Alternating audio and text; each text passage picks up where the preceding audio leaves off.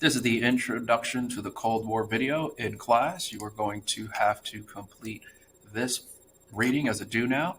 The communists will be allowed to work together as a group for an average grade, and the capitalists will work on their own. By the end of this particular class, you have to have an understanding of these particular terms, as well as some of the scenarios that are provided.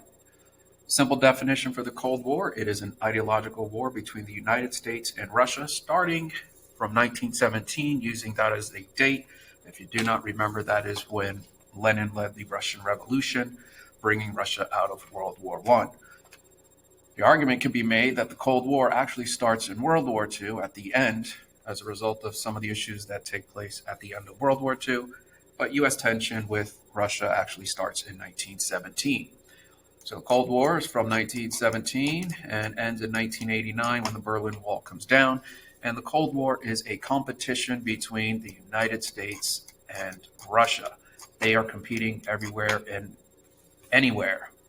These two rivals go at it. In this particular game, the Soviet Union starts on this track, and the United States is on this track. Just use a simple dice simulator, and you want to roll. Let's just say the United States lands here on Cambodia with a 2. Then that means we'll put US over here, we'll put Russia over here. That means that the United States has obtained Cambodia, because the Cold War is about influencing countries to your side. Let's say the Soviet Union rolls a 4. 1, 2, 3, 4. That means Laos is going to go to their particular side. Now, if the United States rolls a 2, that would put the U.S. here, and then we would cross this out, and we would give them 1, and then they would lose. Basically, what's going to happen here is by the end of this game, they want to see which side controls more than the other. I'm just putting some random R's and O's here. What this means here is 1, 2, 3, 4, 5. Russia would have influenced 5. 1, 2, 3, 4 with the zeros, meaning the United States. So the winner here would be Russia because of its ability to influence more countries to the U.S. That would be the conclusion about that particular game. It's about how many you can influence to your side, to your economic system. Keep in mind, capitalism and communism are economic systems. They are not political systems. In class, if these two sides opt to go to war, it becomes problematic, especially with the introduction of nuclear weapons. For this particular game here, you start at this particular point and you have a certain amount of health. I believe it's 100 here. And then you roll. Let's say I roll a 4. You're going to have to either add or subtract. I believe this one is a subtraction. So if I have 100 health points and I land here, it's a -10. And then you just keep going through these spaces. And the end point is going to be down here. And what you're going to realize is your health in response to nuclear attack is possibly going to lead to a loss of life. When we put these two games together, if one side influences more than the other, then that might lead to a situation where the other one side opts to go to war. When you go to war during the Cold War, you might go to nuclear war, which is why you then play this particular game right here. Both games are set up in a way where it kind of gives you an understanding of the Cold War. Now we're going to transition to some of the terms, and the terms that you want to have an understanding are the ones here. I've already defined the Cold War. That definition is right here, this ideological war between the two sides. And now we're going to transition to this one here. I want you to think of the Cold War as a act-react between the United States and Russia. And the way you win this war, because you have to always avoid nuclear war, you always want to keep that in mind, is you have to pretty much push the other side. But you don't want to push them beyond the 9.5, because if you push somebody too much, that might lead to war. And in the Cold War, war usually will lead to nuclear war. We'll draw that there. How do you win the Cold War with this act-react relationship? Well, like I said, you just want to push the other side. Here we have the U.S. on this section. Russia is over here. So if the United States does something, that would mean Russia has to respond. If Russia does not respond, then I would say the United States would win. The Cold War is all about pushing the other side. Russia would have to respond to the United States because failure to do so would mean that the United States would win. And this could be anything. In the prior game, we were going for just nations. How many nations can you influence to your side? Russia, you put the U.S. over here. If they have 5 and they have 2, they're winning. But that's just one part of the Cold War. The Cold War could be fought anywhere and everywhere. It could be at a hockey match during the Olympics. It could be in a film. Who knows? It could be everywhere and anywhere. Anyway, going back to this scenario here, the United States does something. Now the ball is in Russia's court over here. Russia would then have to respond, putting the United States in a position where they would then have to respond. And of course, the United States would be responding to Russia's action, which is a reaction to the United States' first action. I know it sounds really stupid, but it's really not that complicated. For the most part, the United States is going to do something, which then puts Russia in a position where they have to respond. And then the United States is actually going to have to respond to that. And they just go back and forth, kind of like kids fighting. But the difference here is you don't want to push too much, because if you push someone past the 9.5, the Cold War is all about nuclear war. And when you get to 9.5, that could mean you go nuclear, which means everybody dies. Going back to these terms here, the act-react relationship is just like a snowball rolling down that particular hill. Any small event can escalate and get greater and greater. Before you know it, you have this big, massive snowball at the end of the hill. You have to definitely be careful. That's why I'm saying you don't want to push anyone beyond the 9.5. And that's what's going on here. Let's take a scenario where, let's say, the United States, we'll put Russia over here, the United States decides that they are going to build 5 nuclear bombs, and they're going to send them to Afghanistan near Russia. That means Russia now has an opportunity to respond. If they do not respond, then I would say the United States wins. But Russia has to respond during the Cold War because that's what this is all about. Let's say the Russians decide to position 10 nuclear weapons in Canada. That would put the United States in a situation where they would have to respond to that. And before you know it, any small event can just spiral way out of control, which is always the fear during the Cold War. You probably don't want these two sides to go to conflict, because if they do direct fight, that could increase the likelihood of what becomes known as MAD, which is mutually assured destruction, which basically means both sides agree to destroy each other with the use of nuclear bombs. How do you then fight? Remember, we want to avoid the United States versus Russia with their armies. How can you do that? Using indirect fighting. Direct fighting would be the United States and Russia going at it. Indirect fighting is when you fight through a third party. So let's just say Russia is really upset with the United States, and instead of going to war with the United States, they actually go through their ally Cuba, which is why United States and Cuban relations are really bad during the Cold War. Instead of Russia and the United States fighting directly, they are fighting indirectly through Cuba. And this happens a lot. You might hear the term proxy war. That's another term where you're fighting through a third party. One thing during the Cold War, it could always lead to something called blowback. Blowback is a CIA term, which means your actions today come back to cause problems for you in the future. Here would be an example. In 1979, Russia invaded Afghanistan. And when they invaded Afghanistan, the United States sent a lot of support and training to the people of Afghanistan.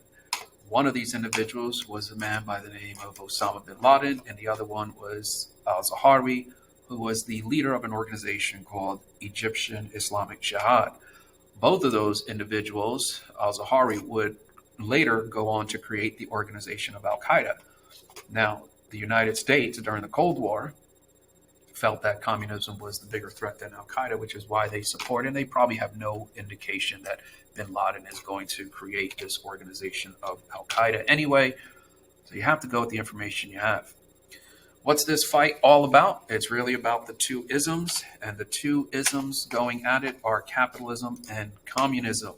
We already addressed the issue of fascism. Fascism, when you have that strong sense of national unity. And now we have communism and capitalism. In capitalism, you are pretty much working on your own. What you put into the system is what you're probably going to get out. And then in communism, the factors of production are controlled by the government, which is the big difference. In a capitalist society, the factors of production are owned by the people.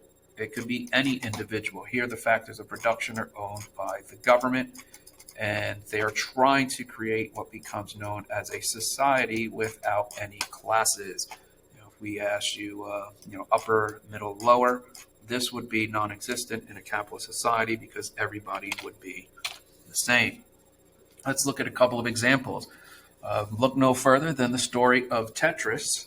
If you're unfamiliar with Tetris, it's definitely a popular game, and the creator of Tetris probably didn't make as much money as he could have if this individual was born in the United States. He probably, with his idea, would have been able to, get his idea into the market. And I don't know, let's say that it cost him $500,000 to get his video game out there. By the time we do, I don't know, Tetris has been around for some time at this point. But let's just say then Tetris made $10 million. That would be money that this individual is able to pocket. The problem here is when you build and you're working for the government under a communist system, all of your work and ideas can actually fall under the thumb of the government, which is why this individual probably would have been better off making Tetris in the United States as opposed to under the Soviet Union. And this slide here, what we're looking at is Lockheed Martin. Lockheed Martin makes fighter jets and all types of weaponry for the United States. And, so here we have the government of the United States, and they go to Lockheed Martin. Sometimes they go to Boeing, and they have Boeing and Lockheed Martin make them some weapons like this one right here.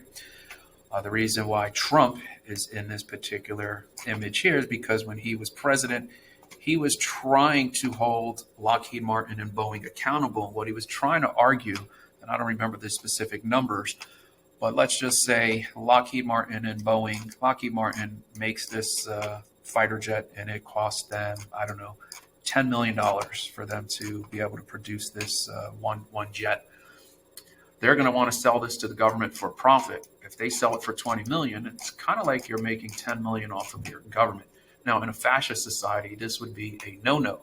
In a communist state, since the government owns the resources, they pretty much would be in control of Lockheed Martin and or Boeing, which would mean you wouldn't be in a position to make money because the government actually owns the factors of production. The government would own all of the metal, and it would own all of the education that probably would go into making these fighter jets. Let's take a look at the situation with schools. In this particular slide, what's going on here is you are looking at the educational system, and you're comparing New Brunswick, what do we have here? Newark, Asbury Park, and South River are being compared to Princeton, Westfield, and South Brunswick. And I put better schools in quotes and struggling schools. And here we could see some of the graduation rates comparing South Brunswick to Camden. Why does this matter? Well, it matters because in a capitalist society, you are pretty much on your own. Where your parents or guardians move determines what type of school district and the quality of that school district. For example, Westfield School District usually ranked in the top 5 in the state of New Jersey, but in order for you to buy a home in Westfield, let's just say, I'm going to make some of these numbers up. Let's say Westfield ranking in school, all school districts in the state of New Jersey is 4th, yet it costs you an average, the lowest home, let's say, is $400,000. Well, your parents better be able to afford $400,000. If we are to look at Camden, and I don't know what Camden ranks in schools, but let's just say it ranks 200, but you can buy a home for $80,000. Parents might be in a position in a capitalist society where they, as a result of their economics, are indirectly forced into this educational system as a result of the town that they move into. I found this image to be fascinating. It was during the pandemic, and during the pandemic, China was able to build this hospital in about a week or two. And you can do a search for this, look this up on Google. They have video footage of these hospitals being built. So what happened here is the government realized that there was a need. Since the government owns the resources, they gathered the land, they gathered all of the machinery, and they gathered all of the laborers who were going to build this hospital. Now, in a capitalist society, all of these factors of production would be owned by different people. So let's just say the land, we're going to put the tractor and the laborer. This is owned by company A or person B or person C. The government would have to actually negotiate with all of these separate businesses or individuals who own the factors of production. Whereas in a communist state, they just simply cross this out. And you might be thinking, well, that's a good thing. But the end result is going to be that the government is really the one that's going to be determining what you are able to buy. Here we see another image of that hospital being built. On this slide, we're looking at the difference. We just looked up the definition of capitalism and communism, communism versus fascism. So I want you to think of communism as an economic system, and the goal here is there is no class. The government controls the factors of production, whereas in a capitalist society, private owners are the ones owning everything, which means government has to negotiate with them. And both systems have, I guess, good and bad depending on the situation. For example, I'm sure many of you probably want free healthcare or free college education. Well, Obama, he was labeled a socialist by creating some of these particular programs like universal healthcare. If we take something like universal healthcare, upper, middle, and lower in the United States, the upper class is probably going to be able to buy excellent health coverage. The middle will put middle, and low will probably be poor health coverage. And this is all based on what you can afford. So I'll put a $sign here. In a communist country, what's going to happen is, yeah, you probably don't have the opportunity to buy any of this. It's just going to go from the government, and it's going to be provided for you in some capacity. And who knows if the quality is going to be there. So there are some pros and cons. Now, when we're talking about a socialist, the difference between socialism and communism, one of the things is in socialism, you can still have a class system. The reason why they were saying Obama was a socialist was because he was trying to provide universal health care, but he didn't go the length of destroying the upper, middle, and lower class. So once you do this, you're more along the lines of a communist. Providing something universal, you're probably along the lines of a socialist. And usually these are items that society needs. And that's pretty much it. Make sure you have an understanding of some of these differences for the intro to the Cold War.